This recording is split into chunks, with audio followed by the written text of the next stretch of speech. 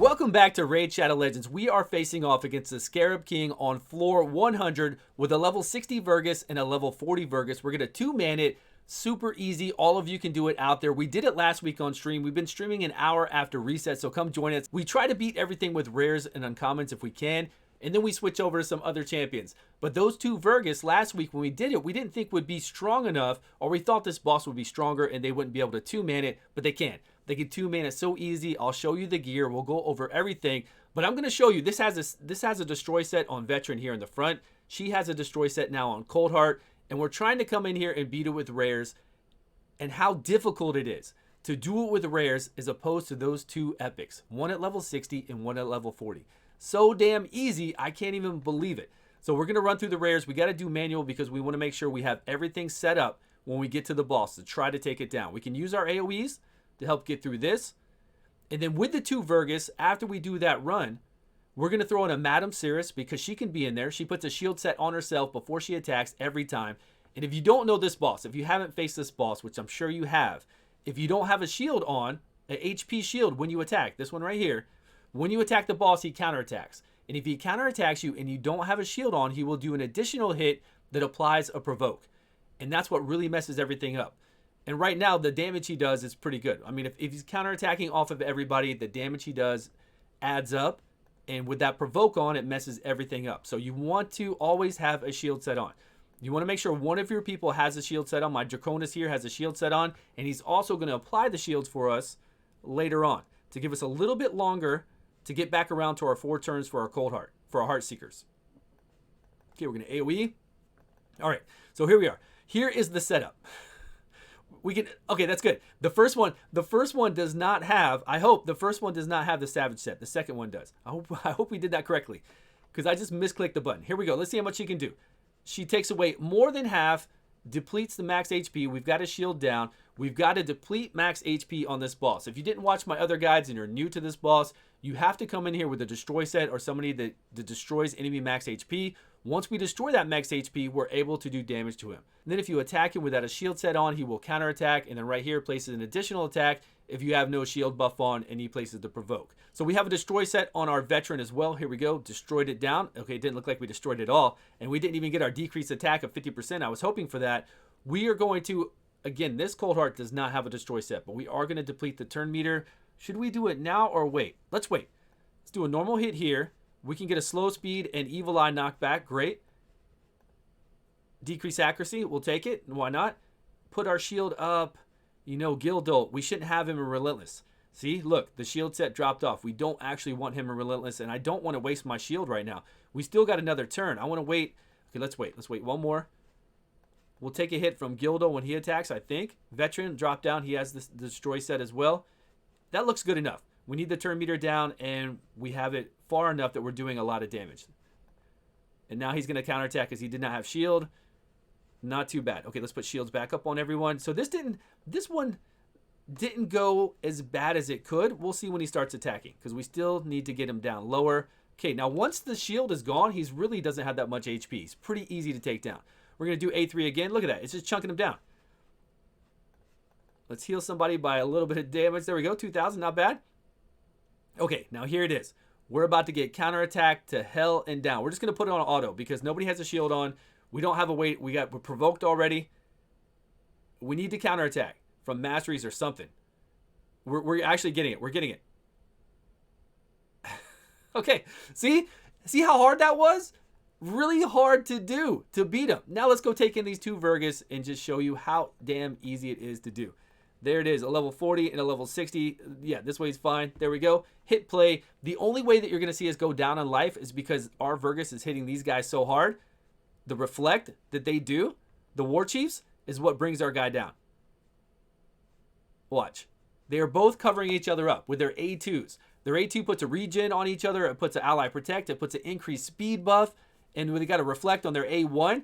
And then on their passives, whenever they take 10% of their max HP, they will do a 10% HP shield on themselves. That's their own passive. And whenever they drop below 50% HP, they will put a regen on themselves. And they're already each casting a regen on each other. Whenever they get above 50% HP, they can drop below again and do the same cycle over and over. The 40 is actually getting down low this time. I'm surprised. They are gunning for the 40 hard. Maybe somebody stole one of his regions. Okay, now they're going back after the 60. He lost a little bit of life there. He's losing some life there. And if we want to, we will do this afterwards. We'll bring in a Madam Cirrus after this because, again, she is fine. She's self-sustained too. She can put a shield on herself. If you have a Lord Chamfort, use him. Lord Chamfort puts an HP shield on himself every turn before he attacks. Plus, anybody who attacks him puts a slow speed. That's great on the boss. He'll do decrease accuracy, decrease attack, and decrease defense. All on the waves and on the boss. And then, of course, if you have Lugan the Steadfast, throw Lugan in here. So for my team on like a very hard stage for this guy, and I need to get through the waves, I'm going to play these two Vergis, my Lugan, a Lord Chamfort, and a Madam Cirrus. Even though I have 3 Lord Chamforts. So I could do a whole team of Lugan, a Lord Chamforts, and a Madam Cirrus, I guess, if we wanted to. Once we get to the really hard part, we'll try different things with some legendaries as well. But these two make it just fine. And if we need to bring in, maybe you have 2 Madam Cirrus. And you could bring in 2 Madams with this. Because the Madams are going to lose lives. The Madams are going to lose life because we have these 2 protecting each other. But we don't have anybody giving her health. So maybe we need to put my Madam in a regen set to give her some life back. We'll see in a minute when we run through here. But look at this boss fight. This boss fight is insane. Actually, we can skip. We need to skip forward. I have a recording from my phone when I was eating dinner, fighting this boss and just recording it. But you're going to see here. I'm sure you want to see how some of it plays out. This is it. We do get low from that big hit. This big hit on a 3-turn cooldown does damage based off of how many buffs you have on your champion. And look at all these buffs we have. But only the 40 really takes damage from it. The 60 doesn't take that much damage because we have decently high defense on him. The 40's just got a lot of HP from that hit coming up right there. But right there, we didn't even take that much damage either. So, and this is it. This is the whole entire fight. Nobody is in Savage. If we want to put Savage on the 60, we can, and it'll be much faster. Let's go to the video. Let me pull up this video here. Here's when I was eating dinner. Look at this. 17 minutes, 18 minutes, and dead. Look at their lives. No problem. All of you can do that if you have a 16 of 40. I hope you've been saving your Vergis, and I hope if you do summons, look out for him. Make sure you grab him.